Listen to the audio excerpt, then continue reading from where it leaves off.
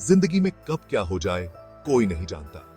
ये कहानी है एस्टर की, जो एक जवान यहूदी लड़की थी और फारस में रहती थी। छोटी उम्र में ही एस्टर के माँ बाप नहीं रहे और वो अकेली हो गई, लेकिन किस्मत को कुछ और ही मंजूर था। एस्टर को उसके चाचा मुर्दकै ने पाला, जो एक नेक और समझदार आदमी था। मुर्दकै ने एस्टर को यहूदी धर्म के बारे में बताया और अच्छे संस्कार दिए। एस्टर ने बहादुर बनना, परमेश्वर पर भरोसा रखना और हमेशा सही के लिए लड़ना सीखा। आगे चलकर यही सबक उसके बहुत काम आने वाले थे। एक दिन फारस के राजा क्षयर्ष ने नई रानी चुनने का फैसला किया।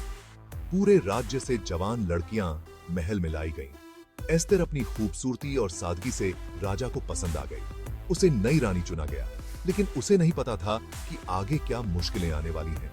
उसे क्या पता था कि उसकी ये नई पहचान उसे अपने लोगों को बचाने का मौका देगी। रानी बनना एस्तर की जिंदगी का सबसे बड़ा मोड़ था। वो ऐशो आराम और ताकत की दुनिया में आ गई, लेकिन इस सब के बीच वो एक राज छुपाए हुए थी। मुर्दकै के कहने पर एस्तर ने अपनी यहूदी पहचान छुपा कर रखी थी। मुर्दकै को लगता था कि अभी अपनी पहचान बताने का सही समय नहीं है। महल की जिंदगी एस्तर के लिए बिल्कुल अलग थी। उसने वहां के रिवाज सीखे और अपनी नई भूमिका में ढल गई। रानी बनने के बाद भी वो हमेशा विनम्र और दयालु रही। एस्तर अपनी जड़ें और मुर्दकै की सीख कभी नहीं भूली। रानी बनकर एस्तर ने अपनी शक्ति का इस्तेमाल हमेशा अच्छे कामों के लिए किया। वो सबके साथ प्यार और समझ से पेश आती थी। वो हमेशा गरीबों और लाचारों का ख्याल रखती थी।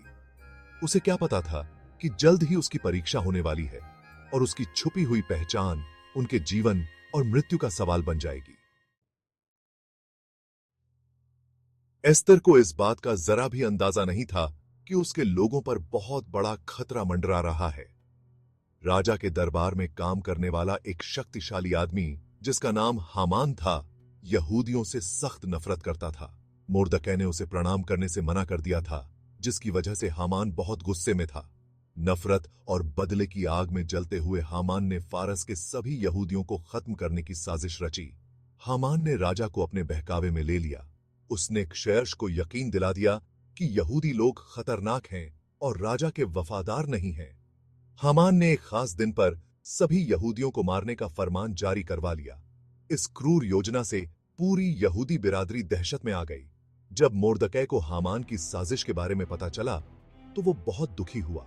उसे पता था कि उसे जल्दी से जल्दी कुछ करना होगा। उसने एस्तर को संदेश भेजा और हस्तक्षेप करने का आग्रह किया। मुर्दकै ने उसे याद दिलाया, तुम इसीलिए तो रानी बनी हो। उसकी बातों ने एस्तर के दिल में आग लगा दी। उसे अपनी जिम्मेदारी का एहसास हुआ और समझ आया कि उसकी किस्मत में क्या लिखा है। एस्तर ने बहुत बहादुरी दिखाते हुए एक ऐसा फैसला लिया जिसने इतिहास की धारा ही बदल दी। उसने अपनी जान जोखिम में डालकर बिना बुलाए राजा के सामने जाने का फैसला किया, जो मौत की सजा के बराबर था। उसका दिल जोर जोर से धड़क रहा था, लेकिन उसका इरादा मजबूत था। वो जानती थी कि उसके लोगों की किस्मत उसके हाथ में है। एक गहरी सांस लेकर वो शाही दरबार में दाखिल हुई। हर कदम पर उसकी बहादुरी साफ झलक रही थी। एस्तर का यह साहसिक कदम सिर्फ बगावत का एक रूप नहीं था, बल्कि अटूट विश्वास और दृढ़ संकल्प का प्रमाण था। एस्तर के विश्वास और दृढ़ फैसलों ने उन घटनाओं को जन्म दिया जिन्होंने आखिरकार उसके लोगों को बचा लिया। उसने राजा के सामने उस खतरनाक साजिश का पर्दाफाश किया जिससे अनगिनत बेगुनाह लोगों की जान खतरे में थी। एस्तर की बहादुरी और सच्चाई से प्रभावित होकर राजा ने तुरंत कार्यवाही की। उसने एस्तर के लोगों की रक्षा करने और जो लोग उन्हें नुकसान पहुंचाना चाहते थे, उन्हें सजा देने का हुक्म दिया।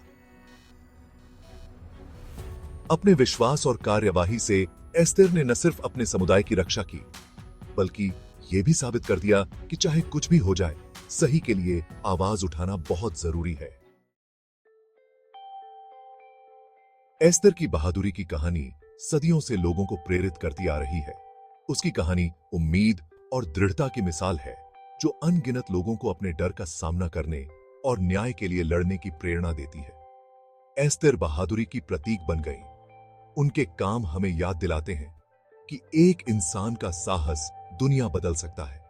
उनकी विरासत को आज भी याद किया जाता है। उनका प्रभाव दूर दूर तक फैला हुआ है। एस्तर का साहस आज भी हमें प्रेरित करता है।